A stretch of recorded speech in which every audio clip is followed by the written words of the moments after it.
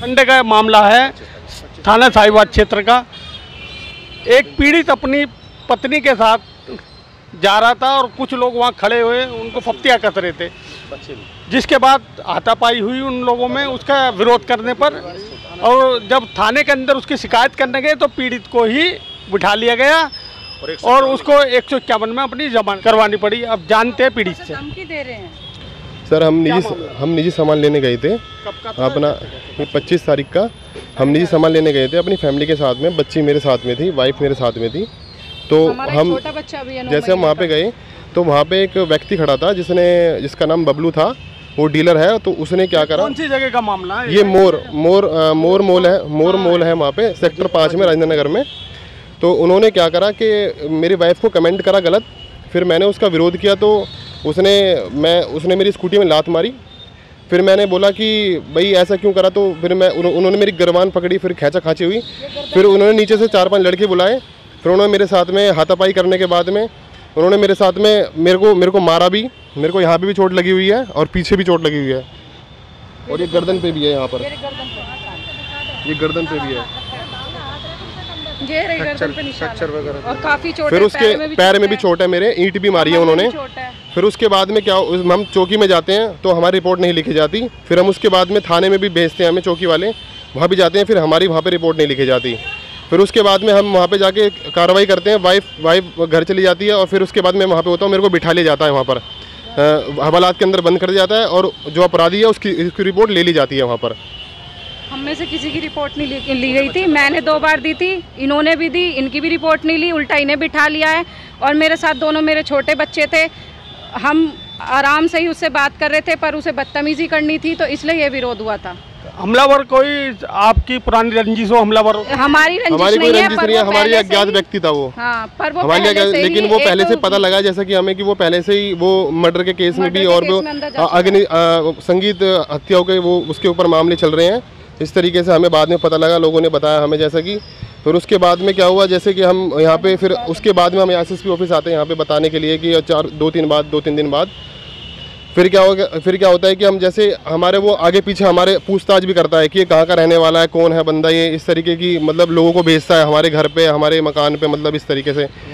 और हमारे पीछे बदमाशों को भेजता है कि कहाँ का रहने वाला, कौन बंदा है ये, हमारे मारने की धमकी भी देता है। और इंस्पेक्टर को बोलता है कि अगर ये थोड़ी बहुत देर और रुक जाता वहाँ पर तो मैं इसका कुछ और ही कर देता वहाँ पर। यानी जान से मारने थाने में बंद थे, रात को पुलिस वालों ने मिल के 3-4 पुलिस वाले थे, इनसे साइन करवाया किसी चीज़ पे। रात के बाद 1-2 बजे की बात है, ये रात को इनसे साइन करवाया, इन्होंने नहीं किया, इनसे जबरदस्ती जब चाटा मारा, इनके जबरदस्ती साइन करवाया गया मेरे से, मजबूरी में साइन धारा लगाने के लिए जबरदस्ती साइन करवाया गया मेरे से वहाँ पे थाने में, हवालात में। अब आप लोगों की क्या मांगे? आप यहाँ कप्तान साहब से मिलना है? हमें इंसाफ चाहिए यहाँ पे। ऐसा तो कोई भी धी बेटी को पकड़ के कहीं भी बदतमीजी करता तो कौन बर्दाश्त करेगा? कोई बर्दाश्त नहीं करेगा। हमारी बहू के साथ में गलत काम हो रहा है यार, वहाँ सुनवाई नहीं करे, कॉल करी उठा नहीं रहे तो क्या करेंगे हम उसका? हमने 100 नंबर पे भी कॉल किया, किसी ने नहीं सुनवाई करी है, बिक चुके भी पैसे लेके। हमारा वकील भी, दरोगा भी, थाना इंचार्ज ने भी पैसे खाए हैं इसमें, और चौकी इंचार्ज जो है सुनील शर्मा है, उसने भी पैसे खाए और हमारी कोई भी रिपोर्ट दर्ज नहीं करी गई है। और हम 4-5 दिन से बहुत ज्यादा परेशान है, हमें अपनी जान माल का खतरा है और हमारे ऊपर जो है हत्या कराना चाहता है। हमारे पीछे आदमी लगा दिए हैं उसने, हम जहाँ भी जाते हैं हमारे पीछे जो है हमारे घर के आसपास में भी लोग बाग लगा रखे हैं और हमारी मुखबिरी हो रही है।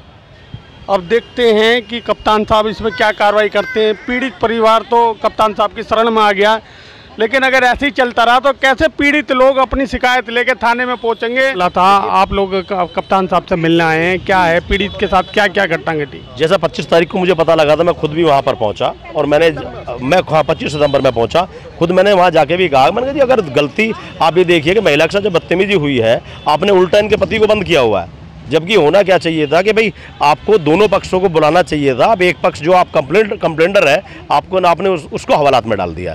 जो अभी वो चौकी इंचार्ज वो थाना अध्यक्ष साहब आएंगे तब बात करेंगे। मतलब कि जब तक मुकदमा इन्होंने दर्ज नहीं करके और मतलब जब तक इन्हें हवालात के अंदर नहीं डाल दिया, इन्होंने बात सुनने के लिए तैयार नहीं हुई। ये किस तरीके के लोग ये सरकार चलाने का प्रयास कर रहे हैं कि महिलाओं के सम्मान के लिए एक तरफ तो कहा जाता है कि महिलाओं के सम्मान की बात है, और यह महिलाओं का अपमान होने के बाद 2 बच्चे, छोटे छोटे बच्चे आप देखिएगा, एक बच्चा आपने देखा, ये बच्चा 3 साल का, दूसरा बच्चा इनका 9-10 महीने का है।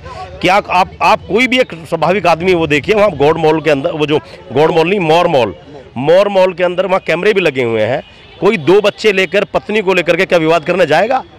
और इनकी स्कूटी की चाबी छीन ली गई और उल्टा इनकी स्कूटी को ये दिखाया गया कि वो झगड़ा करके छोड़ के भाग गए हैं। और मैं कह रहा हूँ रिकॉर्डिंग निकलवाइए, पता लग जाएगा। एसएसपी साहब को रिकॉर्डिंग निकलवानी चाहिए। मोर मॉल के अंदर रिकॉर्डिंग है, ईंटों से भी हमला बता रहे हैं करा गया, 4 लोगों ने पिटाई की है और लेडीज़ वहाँ सामने खड़ी देखती रही तमाशा। क्या बेचारी मजबूर क्या करती, बच्चों को संभालती है, पति को बचाती, भाग करके चौकी पहुंचे, चौकी वालों ने और उल्टा थाने भेजा, थाने भेज कर उनके पति को बंद कर दिया गया। ये हुआ है। दोनों चौकी में भी जो है रिपोर्ट दर्ज करी गई है जी, और थाने में भी रिपोर्ट। अब हम एसएसपी साहब के पास आए हैं और हमें पूरी उम्मीद है कि एसएसपी साहब इसके ऊपर अच्छे से संज्ञान लेंगे और दोषी व्यक्तियों के खिलाफ कार्रवाई।